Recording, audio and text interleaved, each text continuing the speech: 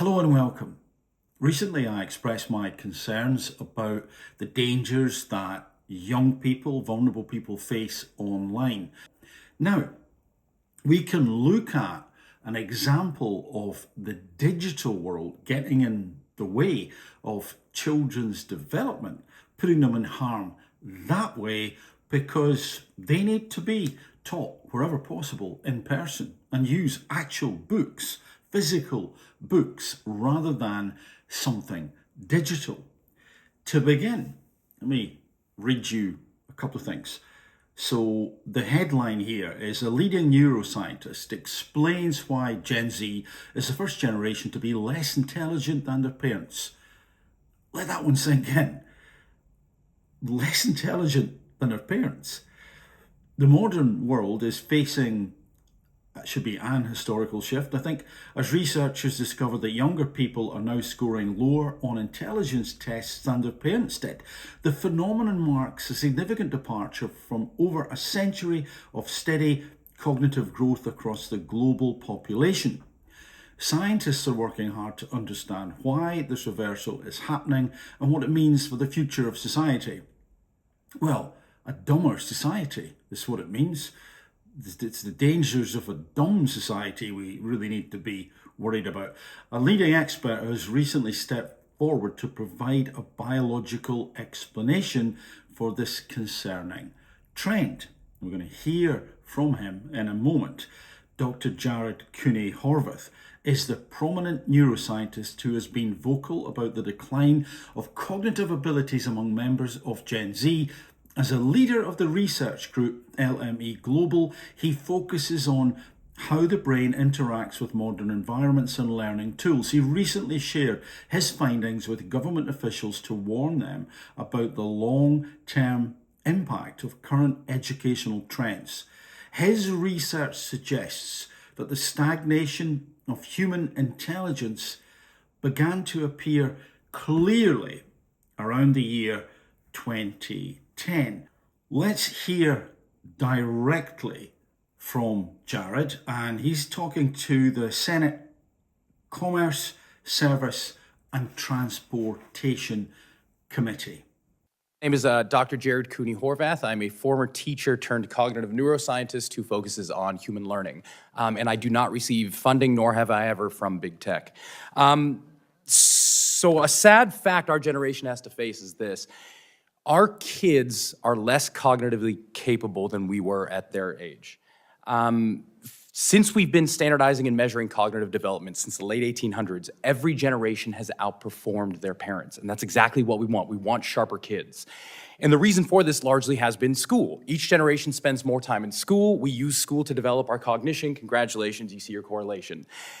Until Gen Z is the first generation in modern history to underperform us on basically every cognitive measure we have, from basic attention, to memory, to literacy, to numeracy, to executive functioning, to even general IQ, even though they go to more school than we did. So why? What happened? What happened around 2010 that decoupled schooling from cognitive development? It can't be school. Schools basically look the same. It can't be biology. This hasn't had enough time to change. The answer appears to be the tools we are using within schools to drive that learning. Across 80 countries, as Jean was just saying, if you look at the data, once countries adopt digital technology widely in schools, performance goes down significantly, to the point where kids who use computers about 5 hours per day in school for learning purposes will score over 2/3 of a standard deviation less than kids who rarely or never touch tech at school. And that's across 80 countries. Bring it home to the US. Let's go to the US. We have our NAEP. That's our big data. Take any state, and here's a fun experiment you can try. Take any state NAEP data, compare that to when that state adopted one-to-one technology widely, and watch what happens. The NAEP data will plateau and then start to drop.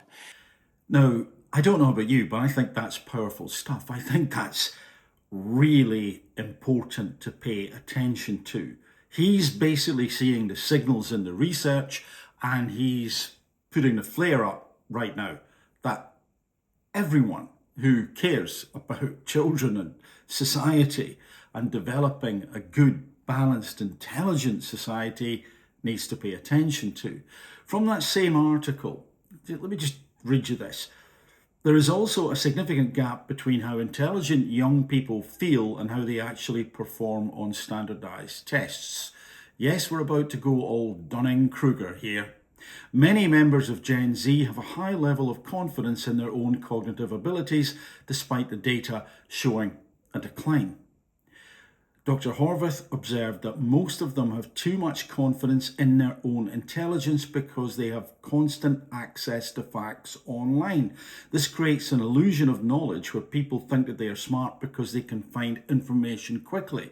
Have you ever been in a situation where you don't have access to the online world? Maybe it's a signal, maybe it's a lack of device, maybe it's whatever. Notice how you feel and notice how it can leave us at times at least floundering.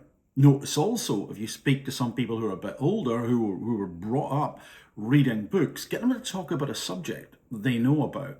The recall can be incredible. Their ability to link it to present day things can be quite astounding and, in my opinion, really important. We've lost a lot of that.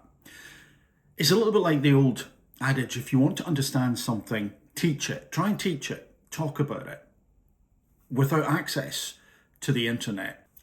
And there's more. From this article, how living in a digital world changes kids' brains. Neuroimaging data confirms what frustrated parents and teachers have long suspected. We can already see the results of the intricate frontal lobe connections that appear on advanced neuroimaging scans. Kids who spend time in three-dimensional environments have rich connections between their frontal lobes and other parts of their brains. Kids who spend hours consuming digital content don't. That difference has nothing to do with a diagnosis of ADHD or other cognitive disorder. The phenomenon exists independent of a diagnosis. The effect starts early. MRI scans show changes in the grey matter of children as young as 3 to 5 years of age who consume lots of digital content.